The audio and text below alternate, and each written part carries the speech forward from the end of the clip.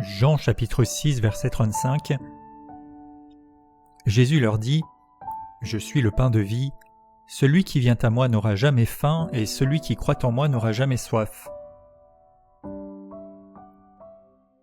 Jésus ici se révèle ouvertement, directement comme le pain de vie, et nous avons vu à l'épisode précédent la question de venir à lui et de croire en lui, et alors la promesse c'est : celui qui vient n'aura jamais faim et celui qui croit n'aura jamais soif.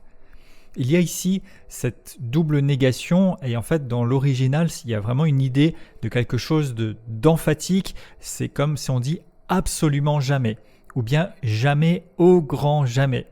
Donc on voit ici cette promesse de ne plus jamais avoir faim, plus jamais avoir soif. Et d'ailleurs, alors qu'il était question du pain dans tout le développement ici, Jésus vient de nouveau associer aussi la soif. Donc comme ces deux besoins fondamentaux, mais qui sont reliés. Et on retrouve donc cette image de l'eau qui était déjà en présence avec la Samaritaine précédemment. Donc ici on voit que en fait le Seigneur comble tous les besoins vitaux, mais en fait au-delà.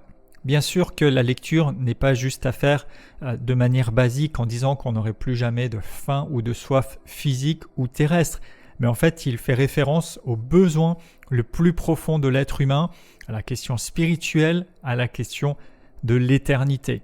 Et la réponse, le rassasiement se trouve en Jésus. Et donc la foule, un petit peu avant, lui avait demandé : donne-nous toujours ce pain. Et en fait, Jésus ici vient dire : vous n'aurez jamais faim, vous n'aurez jamais soif. Donc, d'une certaine manière, il y répond, mais ce n'est pas comme quelque chose d'absolu, de définitif, une seule fois, c'est quelque chose qui se renouvelle encore. Mais si nous l'avons lui, et si nous demeurons en lui, alors il n'y a plus lieu de faim ou de soif après des choses spirituelles ou après l'éternité comme devant les trouver ailleurs, parce qu'il les comble, il les rassasie. En Jésus se trouve alors le rassasiement que rien d'autre ne peut procurer. Jamais faim, jamais soif. Toutes les faims terrestres, les aspirations terrestres ont leur fin, ont leurs limites, mais Jésus promet que ces choses-là s'arrêtent. En fait, le monde multiplie des promesses aussi de toutes sortes de choses, mais ne les satisfait jamais. Mais Jésus comble la faim la plus profonde, la soif la plus profonde. Pourquoi ? Parce qu'on n'a plus à chercher ailleurs de quoi se rassasier, la réponse est en lui. Dans quoi est-ce que nous essayons d'apaiser nos faims ou nos soifs, alors que seul le pain de vie peut le faire ? Jamais faim, jamais soif, mais à condition de demeurer en lui. Il faut se nourrir de lui chaque jour, comme on se nourrit aussi physiquement chaque jour. Et quand même, cette idée du pain qui est maintenue, c'est quelque chose de quotidien, de répété. Et donc la promesse de pourvoir est présente tout au long des Écritures.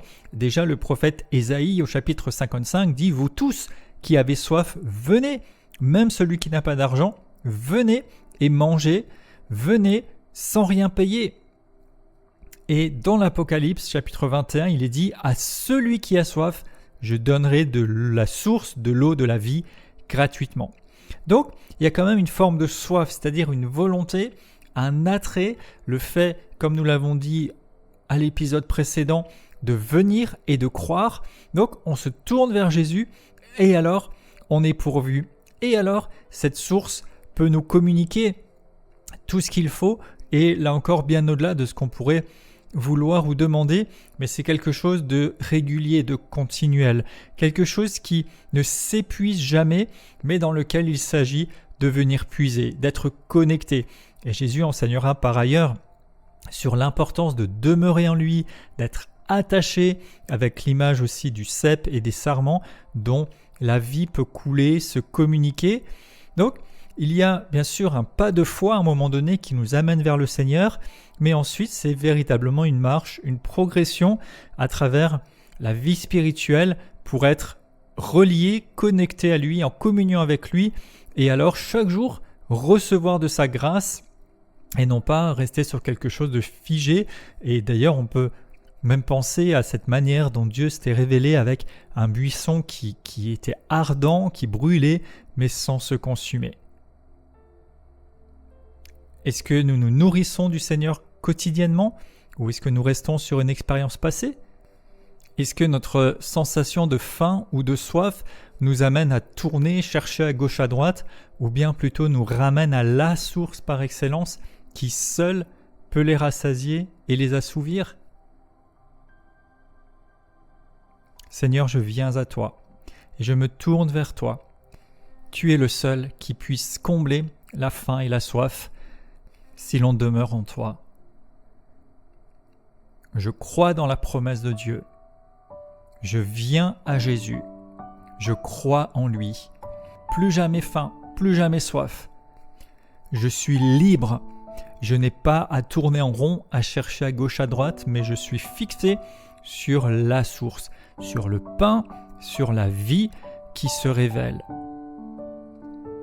Je déclare que mes faims et mes soifs sont comblés dans le Seigneur. Je choisis de me tourner et de rester tourné vers celui seul qui peut combler, remplir et faire abonder de grâce. Je me nourris et je me rassasie à son écoute, dans sa présence, dans la communion, et j'associe foi à ce qu'il me dit.